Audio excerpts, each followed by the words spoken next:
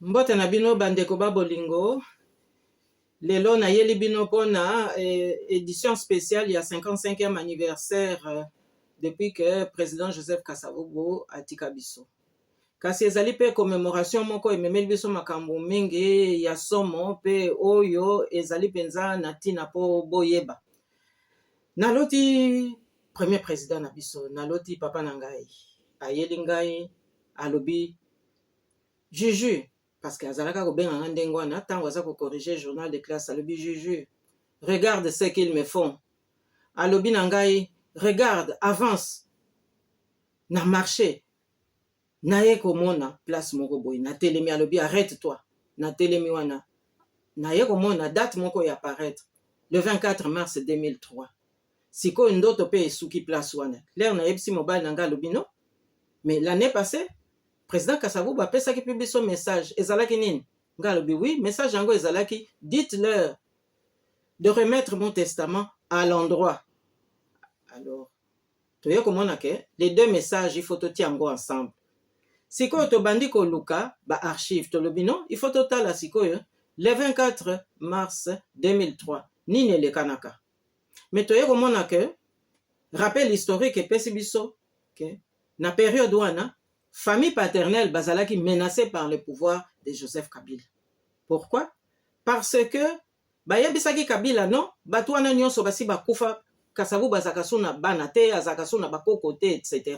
Donc bazako menacer la vraie famille pour bazalate, pour Kabila koka kokita. Ah bayebisika ba villageois muso balobi non akoya kosalela bino mausolée.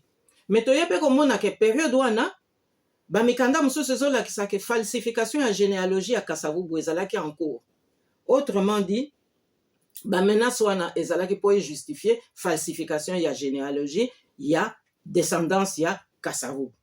Alors sikoyo bato mboka balobi mais comment aya kosala mausolée ye Joseph Kabila? Mais biso pendant 32 ans tozalaki na biso na kimia. Mutu moko aza koya kotala biso te. Tomoni te ata mwana moko ya Kasavubu oyo azosala na Mobutu aya kopesa biso mbota. Ezalaki kaka Mobutu mais Kasavubu azalaki na place te. Donc bayela biso lelo yo sans kotosa testament ekoko simba te. Ba menacer bango. Ndambo village kutu ezalaki kozika. Nyonso wana pona bakima. Alors, ba notable moko ne Congo ba utilisaka ba instrumentalisaka pour ba kita lokola excursion na Congo central na Mayombe po esala lokola ke baza ko cautionner qu'effectivement famille ezalaka te. Mais na période wana na Kimbangu komona papa Simon Kimbangu kiangani. Na lobi ne papa talelanga makambo yo testament eza wana ekoya komemela biso mindondo ifo bato sa testament. Papa Simon Kimbangu abengisi papa Zako conseiller na ye abengisi pe Yerodia intermédiaire entre bango na Kabila pona atala ke testament moko ezali wana pona site wana bakoki okenda bikendela te. Mais Yerodia koya retenir promesse te bino moko boyebi makambo ndenge nini kosalama bakomema Kabila sikoyo na butu na ba 20h boye ake kuna basali ba incantation mais ba chasser bato mboka sur place ba oyo moko batikalaki wana donc cousin na biso Sylvestre Mbwinga na leki nanga moko Viviane ba monaka scénario nyonso mais moyen ba bouger zate ba militaire ba tiaki bango minduki na matama bo bouger te nzokande Kabila na ba officier na ye basalaki ba incantation ba sopi masanga na soki huile de vin de palme sur la tombe de Kasavubu. Siko tango basali ndenge wana bango wana babaluki bazongi.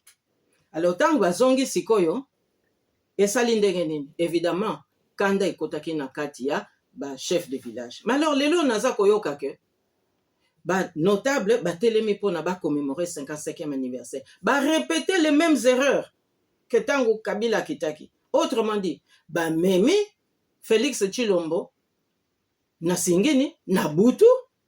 Est-ce que ba visiter ka tombe na Butu? Ba chasser bato mboka, ba chasser ba descendants ya Kasavubu kuna parce que il fallait pas ba apparaître.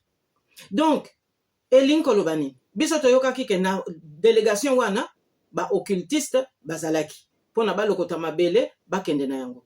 Alors ba ne Congo ba notable soki baza ba notable bango bazali censé ko préserver ancestralité na biso na ba tradition. Est-ce que ba visiter ka tombe na Butu? Est-ce que leçon tokoki ko tirer leçon te?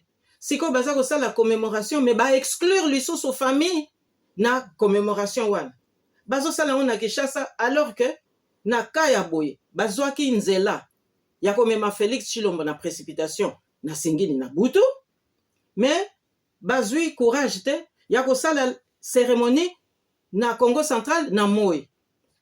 Alors nyonso to wana ezali vraiment mbeba ya makasi ezali kolakisa biso ke makambo ezali vraiment kokende na nzela te nayokaka mingi na Congo central biso awa baza ko esclavagiser province na biso Kasavubu azali vraiment na place oyo aza ko mérite te mais nakanisi biso moko nde mutu ifo tozongisa Kasavubu na place na ye toza pe kokoma babuku mpona kovalorize ye mais nazomona te mobilisation nini eza kosalama po te bajeunesse na biso se réapproprier patrimoine wana awa ezali question ya préséance biologique te awa ezali question ya légitimité ya héritage historique et politique oyo ancêtre permetaki ke bakonzi na biso Joseph Kasavubu en l'occurrence atikela biso.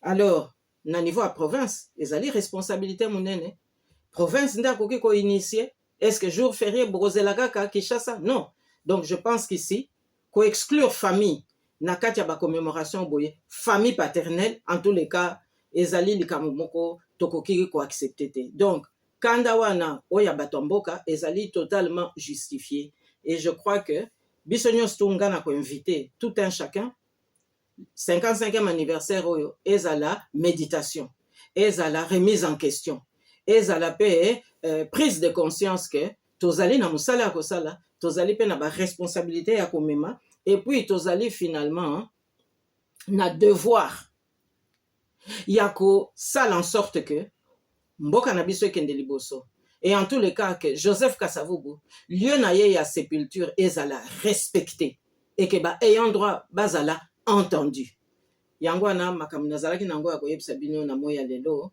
nzambe apambola bino.